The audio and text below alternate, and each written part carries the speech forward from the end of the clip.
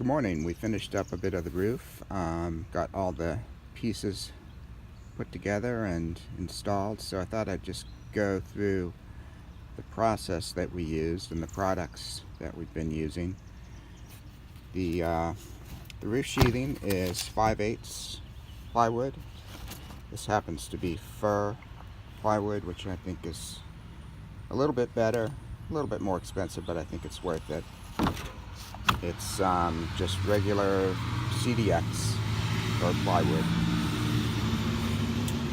And on top of that, we put our ice and water shield membrane. This is peel and stick.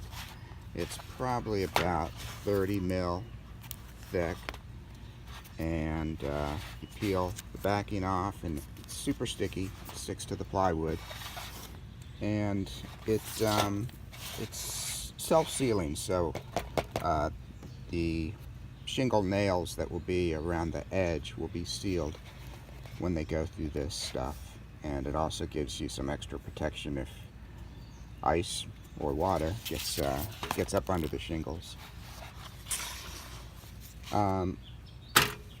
Under that, on the eave edge, and on top of that on the rake edges, we put this drip edge. This is aluminum drip edge, and what it does is it diverts the water away from the house and prevents it from doing that elastic thing that water does, which would make it run back up under the shingle. And on top of all of that, we've applied our roof underlayment. This is Tyvek ProTech 200, which is their top of the line underlayment. Super strong, completely waterproof, and one of the reasons we chose this is it has a 6-month exposure, so you can keep it on without shingles on top of it for up to 6 months, which is pretty handy for a DIY project where you're doing bits and pieces on the weekends, and it might be a while before we get back and get shingles on top of this. It's also textured, and it's a little bit it feels kind of sticky when you walk on it, so it's a nice safety feature. It gives you a little bit more slip resistance than tar paper would. And this was attached with our cap stapler, which we reviewed in an earlier video. So that is the process, and let's take a look at the finished product here.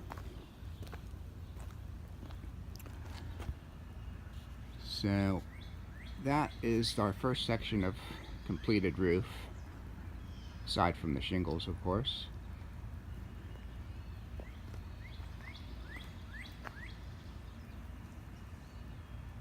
We've got one last detail to do before we move on, and that is to get the drip edge installed over there on the rake side. But now we've got a waterproof roof. We don't need to tarp it anymore. And one other detail that we did is the ice and water membrane and the roof underlayment both went under the house wrap and up the wall a little bit, and then we brought the house wrap down on top of that and stapled it down.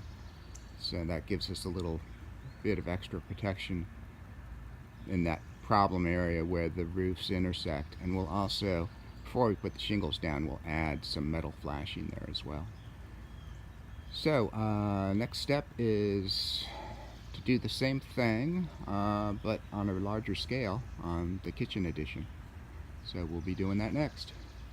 See ya.